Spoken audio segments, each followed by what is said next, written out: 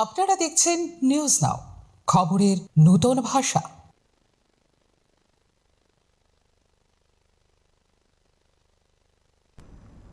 বিশালগড়ে গাড়ি চালকের অভিযোগকে ঘিরে এবার পাল্টা সাংবাদিক সম্মেলন করল ত্রিপুরা ক্ষুদ্র পণ্যবাহী যান চালক সংঘ উষা বাজার শাখা। শুক্রবার সিমনার গাড়ি চালক সুরজ রায় সংগঠনের বিরুদ্ধে একাধিক অভিযোগ তোলেন।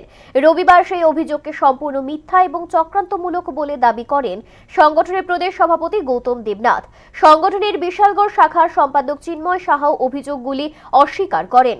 সংগঠনের ভাবমূর্তি নষ্ট করতেই পরিকল্পিতভাবে অভিযোগ তোলা হয়েছে বলে দাবি তাদের। ঘটনা নিরপেক্ষ তদন্তের দাবিতে প্রশাসনের দ্বারস্থ হয়েছে সংগঠন। অভিযোগ পাল্টা অভিযোগে এখন প্রশাসনিক তদন্তের দিকেই তাকিয়ে দুই পক্ষ।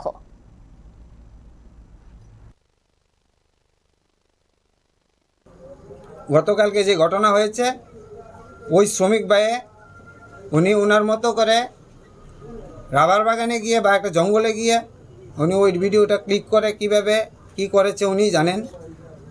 একটা সংবাদ মাধ্যমে ওইটা ভিডিওটা ভাইরাল হয়েছে।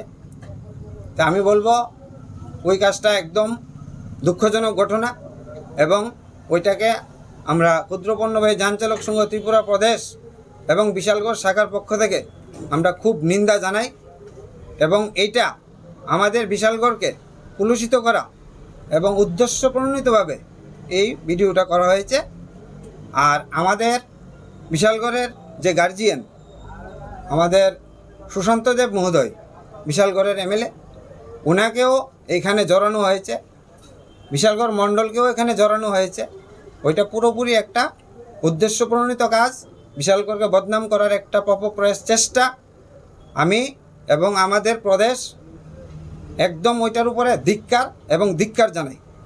এই কাজটা উনি খুবই একটা বাজে কাজ করেছেন।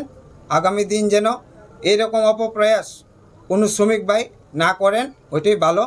সংগঠনের দিকে একটু ভালোভাবে নজর দিয়ে ওনারা চলাফেরা করুক, তাতে আগামী দিন আমাদের সংগঠন মজবুত হবে।